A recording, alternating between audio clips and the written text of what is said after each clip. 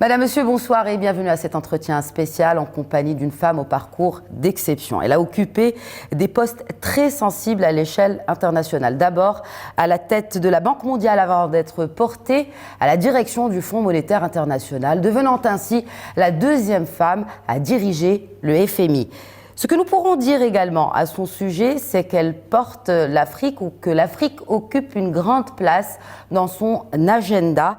Elle est en visite au Maroc pour la première fois depuis sa prise de fonction le 1er octobre dernier. C'est un immense plaisir que de la voir avec nous aujourd'hui. Bonjour Kristalina Georgieva. Bonjour et merci. Que pouvez-vous nous dire du résultat de votre visite au Maroc ? L'objectif de ma visite est double. Le premier, c'est de découvrir le pays et de rencontrer les autorités marocaines. Le deuxième est de préparer les assemblées annuelles du FMI et de la Banque mondiale qui seront organisées ici au Maroc. Et je peux dire que cette première visite est fantastique. And I can say it was a fantastic first visit. J'ai eu l'opportunité de saisir plus directement les aspirations du gouvernement marocain. La poursuite des réformes où le FMI peut être très utile, notamment sur le volet fiscal ou celui concernant des dépenses publiques de manière qualitative, les inégalités, la jeunesse ou encore la femme.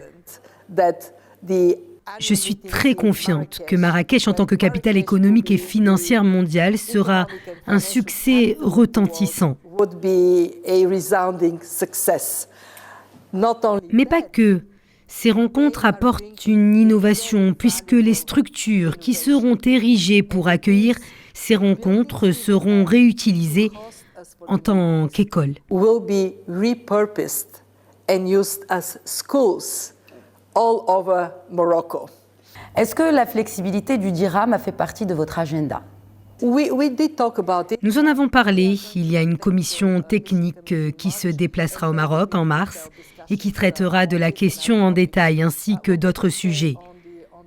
Ce que je peux dire sur la question de la flexibilité du dirham, c'est que nous soutenons l'approche très mesurée et prudente du Maroc basée sur des preuves et des chiffres. Et ce, en opérant la première phase d'ouverture sur une bande de plus ou moins 2,5%, ensuite encadrant l'étape suivante qui consiste à élargir la bande à 5%. Et après éventuellement arriver à un taux de change qui serait entièrement déterminé par le marché.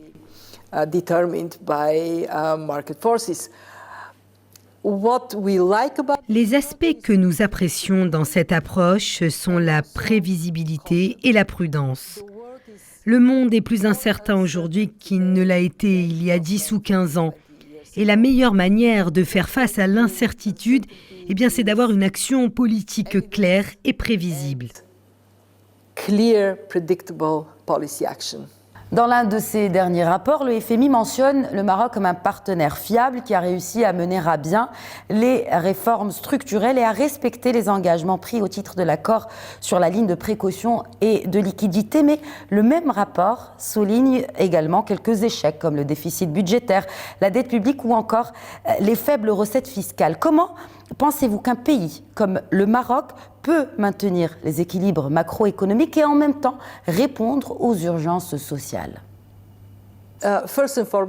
Tout d'abord, le Maroc est courageux de s'attaquer aux problèmes structurels qui ne peuvent être éternellement reportés. Par exemple, les mesures qui ont été prises pour améliorer le système de collecte d'impôts, l'élimination de certaines subventions préjudiciables. Ceci n'est pas facile et impopulaire, mais c'est nécessaire et cela a été fait. Il y a aussi la lutte contre la corruption. C'est la première fois que le FMI s'exprime sur cette question de la corruption. Well, actually no, it has become a... Non, c'est devenu un sujet très important pour le FMI ces dernières années. Pourquoi ? Parce que les gens descendent dans la rue et protestent contre cela. Nous ne voulons pas que nos gouvernements gaspillent notre argent. En plus, le coût de la corruption est élevé. L'argent qui va dans la poche de quelqu'un ne finance pas d'école, ne finance pas d'hôpitaux et encore moins d'emplois. Pour finir, sur le cas du Maroc, oui, le pays fait face à un déficit budgétaire et à la dette, mais pas au point de représenter un danger grave pour l'économie. Mais bien sûr, ils doivent être gérés. Et comment le Maroc entend les gérer ? Eh bien, en créant de bonnes conditions pour un investissement compétitif étranger et locaux, ce qui créera de la croissance, donc plus d'emplois, et par ricochet, plus d'impôts collectés. Et aussi, le Maroc a mis l'accent sur la transparence de la gouvernance. J'applaudis le Maroc pour le projet de e-Gov et j'espère le voir entièrement appliqué quand je reviendrai la prochaine fois. I really applaud Morocco for e-government, and I hope I would see it when I come next time, fully applied everywhere. Why? Pourquoi? Parce que la transparence est le meilleur ami du citoyen. Et la transparence est la meilleure arme contre la corruption. J'aime dire que le soleil est le meilleur des remèdes.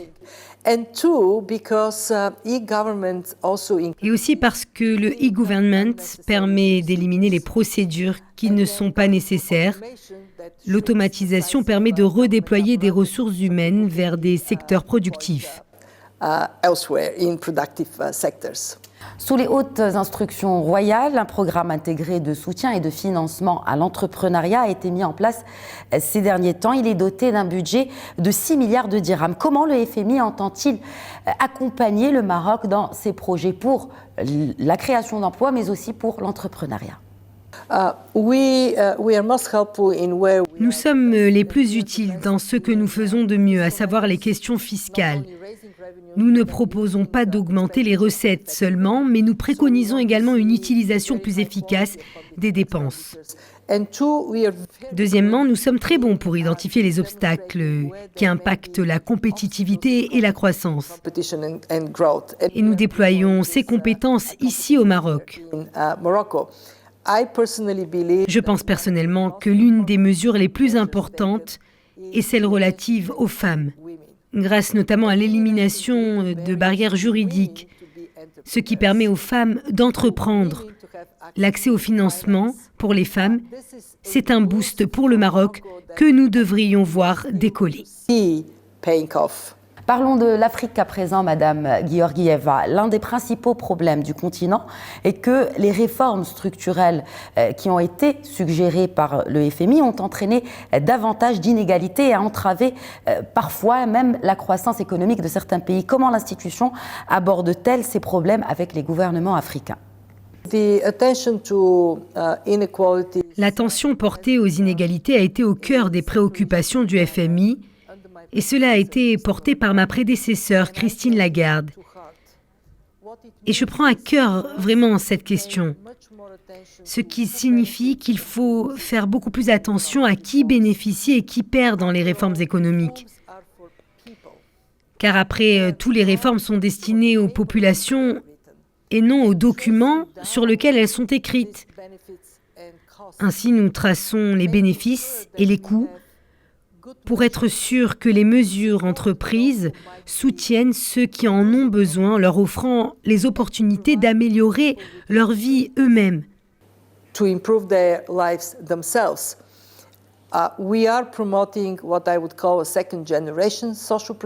Nous soutenons ce que nous appelons les mesures de protection sociale de deuxième génération.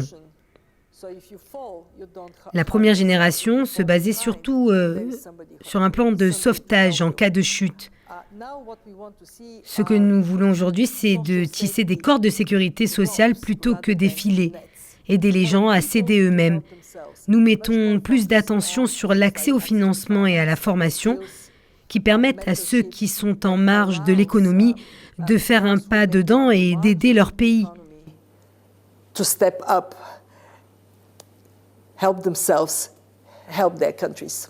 L'autre enjeu de l'Afrique est la dette extérieure totale de l'Afrique à noter pour nos chers téléspectateurs, a bondi de près de 150% en une décennie. Quelle est la position du FMI face à l'émergence d'un investisseur majeur qui a clairement changé la situation financière en Afrique, à savoir la Chine? Well, let's first stress that the reasons for debt. Je commencerai par souligner que les raisons de la hausse des dettes en Afrique et ailleurs sont très complexes. La première raison est relative au taux d'intérêt bas, ce qui a attisé l'appétit à des prêts à haut rendement. Les hauts rendements s'accompagnent de risques élevés. Une grande partie de la dette en Afrique ne vient pas vraiment de Chine, mais plutôt des prêteurs commerciaux qui recherchent un meilleur retour sur leur argent. Il y a une autre raison. Celle-ci est liée au manque de transparence de la dette. Quand le pays s'endette sans que l'on puisse voir la partie immergée de l'iceberg, ceci est très dangereux et risqué.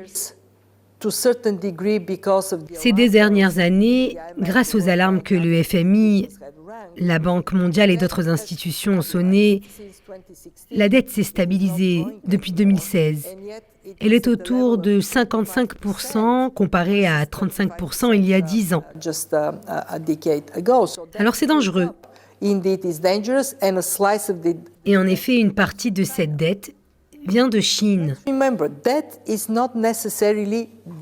Mais n'oublions pas que la dette n'est pas nécessairement un pari. Si c'est un bon investissement qui génère des emplois, qui augmente la productivité ou qui améliore le niveau de vie,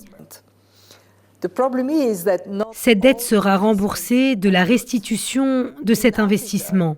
Le problème est que pas tous les investissements sont bons.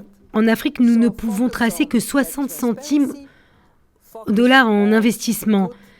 Alors il faut mettre l'accent sur la transparence de la dette, la bonne gestion de la dette et la qualité de l'investissement. Tout cela est nécessaire. Et ce que nous voulons voir, eh bien, ce sont ces nouveaux prêteurs, comme la Chine, se mettre autour de la table des discussions, autour des problèmes de soutenabilité de la dette en Afrique. Nous les y invitons et parfois ils viennent. Merci pour votre temps et merci d'avoir répondu aux questions de Médien TV.